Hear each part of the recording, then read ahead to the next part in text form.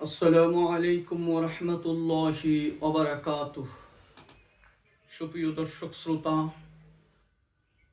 দুঃখের সাথে লক্ষ্য করছি যে বাংলাদেশের সৎ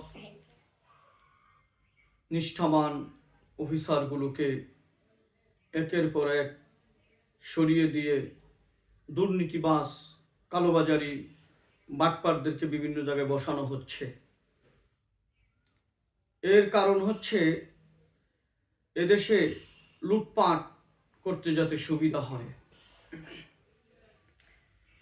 সুপ্রিয় দর্শক, আপনারা ইতিমধ্যে জেনেছেন যে বাংলাদেশ ব্যাংকের গভর্নরকে সরিয়ে দেওয়া হয়েছে। একজন নিরপেক্ষ এবং নিঃস্বার্থ ব্যক্তি, যিনি ব্যাংকের লুটপাটের তাণ্ডবকে কমিয়ে নিয়ে এসেছিলেন।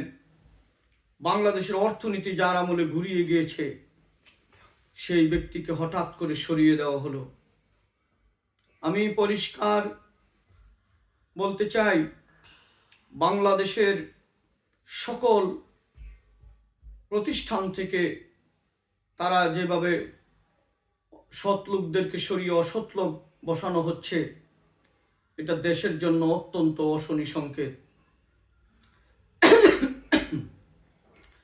এটা ভারত তারেক রহমান সাহেবকে বলেছে, এই দেশে ভারত বিরোধী কোনো লোককে রাখা যাবে না কোনো সেক্টরে। তাই আমরা এক ভারতের গোলামকে তাড়িয়ে আরেক গোলামকে আমরা প্রতিষ্ঠিত করেছি। এটা আমাদের জন্য দুর্ভাগ্য, এটা অত্যন্ত নিন্দনীয়। উনি ক্ষমতায় আসার সাথে সাথেই বিভিন্ন সেক্টর থেকে সৎ লোকগুলো সরিয়ে দিয়ে বাটপারদেরকে উনি বসাচ্ছেন। ব্যাংকের গভর্নর উনি কোনো দলের লোক নয়, কিন্তু উনি সৎ লোক ছিলেন। সৎ লোক থাকলে এই যে ঋণ খেলাপি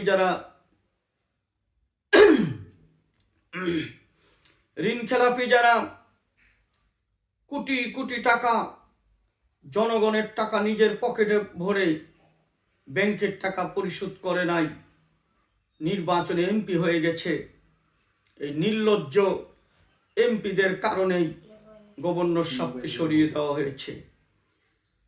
এই ব্যাংকের এই টাকাগুলো তিনি যদি উদ্ধার করতেন, তাহলে দেশের কত উপকার হতো। উনি যে উদ্যোগ নিয়েছিলেন, শেখ হাসিনার দলের শেখ হাসিনা এবং তার মন্ত্রীদের টাকা পয়সা বিদেশের মাটিতে যেগুলো পাঠিয়েছে, এইগুলোকে উনি উদ্ধার করতে চেয়েছিলেন, এটাও একটা তার অপরাধ। উনি তো তারেক রহমান সাহেব তো তাদের দয়া, ভারতের দয়া নিয়ে দেশে এসেছিলেন, আর তিনি ভারতের কমিটমেন্ট রক্ষা করার জন্যই এইগুলো হাত দিয়েছে। কারণ হচ্ছে, আপনারা দেখেছেন বাংলাদেশের ট্রাইব্যুনালের চিফ প্রসিকিউটর তাজুল ইসলাম সাহেবকে যখন সরিয়ে দেওয়া হলো, গভর্নর সাহেবকে সরিয়ে দেওয়া হলো, আর ভারতে আনন্দের বন্যা বয়ে যাচ্ছে। ভারতের পত্রিকাগুলো লেখালেখি করছে, এবার আমাদের বিজয় হবে। প্রিয় দর্শক শ্রোতা, আপনাদেরকে সজাগ থাকতে হবে। এদেশ আপনার, এদেশ আমার, আমাদের। যে তারেক রহমান সাহেব স্লোগান দিতেন, দিল্লি নয়, পিন্ডি নয়, সবার আগে বাংলাদেশ, এখন তো দেখা যাচ্ছে সবার আগের বাংলাদেশ উনি প্রথমেই শট মেরে উড়িয়ে দিয়েছেন। ওনার দলের এমপিরা সংবিধান সংস্কারে স্বাক্ষর করে নাই। উনি ভারতকে খুশি করার জন্য সবার আগে উনি সংস্কারে স্বাক্ষর করে নাই। এবং বিভিন্ন সৎ লোকদেরকে বিভিন্ন সেক্টর থেকে সরিয়ে দিয়ে ভারতকে উনি খুশি করেছেন।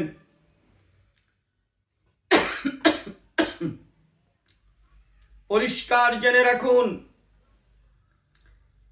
জামাত ইসলামী, এনসিপি, জনতা তারা এখন কিছু বলছে না ওইভাবে, আপনাদেরকে একটু সময় দেওয়া হচ্ছে।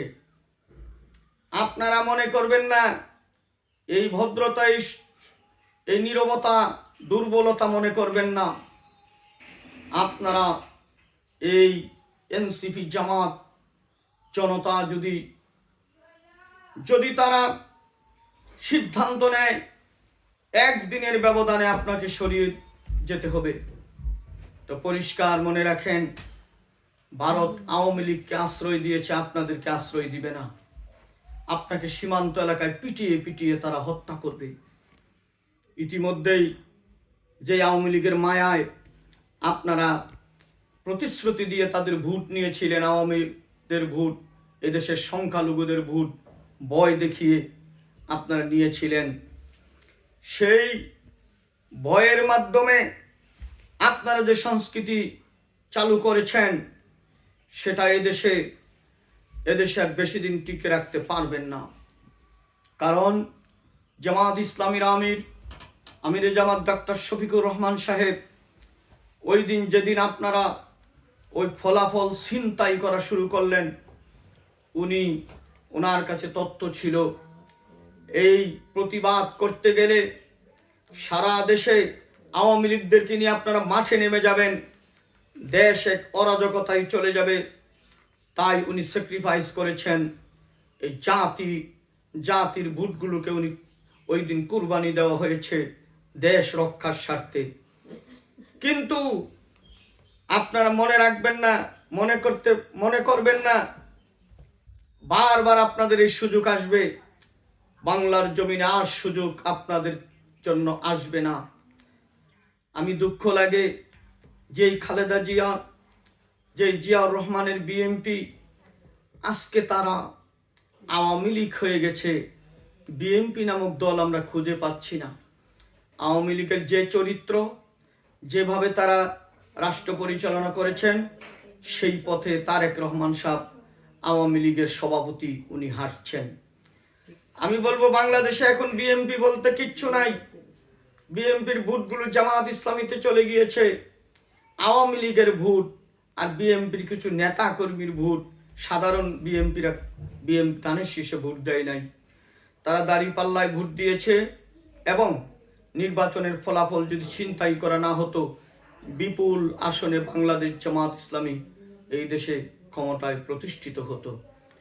তো সুপ্রিয় দর্শক শ্রোতা, আপনাদের কাছে অনুরোধ, আপনারা এই সমস্ত দুর্নীতিবাজ, কালোবাজারি, খুবই দুঃখ লাগে, বদির মতো একটা নিশাখুর, একটা জুয়াখুর, ইয়াবাখুর, একটা বাটপার, তাকে জামিন দেওয়া হয়েছে। তারেক রহমান সাহেব, আমি গতকালকেও বলেছি একটা আলোচনায়, আজকেও বলছি, আপনার মা বলতো, আমি আজকে দ্বিতীয়বার বলছি, আপনার মা বেগম খালেদা জিয়া দেশনেত্রী বলতেন, বিষধর সাপকে বিশ্বাস করা যায়, আওয়ামী লীগকে বিশ্বাস করা যায় না। আমি এবার আশঙ্কা করছি আপনারা এই আওয়ামী লীগের হাতেই ধ্বংস হবেন। ইতিমধ্যেই তারা দেখিয়ে দিয়েছে, কয়েকদিন আগে নড়াইলে চারজন বিএনপিকে হত্যা করে তারা বাংলাদেশে জানান দিয়েছে যে তোমরা আমাকে ভালোবাসতে পারো, তোমরা আমাদের ভোট নিয়ে ক্ষমতায় আসতে পারো, কিন্তু তোমাদেরকে আমরা ছাড়ব না। যদি আওয়ামী লীগ ফিরিয়ে আনেন, এদেশ থেকে আওয়ামী লীগ কিছুটা হলেও জাতীয় পার্টির মতো থাকতে পারবে, কিন্তু বিএনপি নামক দলটি চিরদিনের জন্য হারিয়ে যাবে। আমি আশা করি আপনি 5 বৎসর পার করুন, এদেশের মানুষের মুক্তির জন্য আপনার কাজ করে যান। জুলাইকে সংবিধানের জায়গায়, জুলাই সনদের দ্বারাই দেশ চলবে।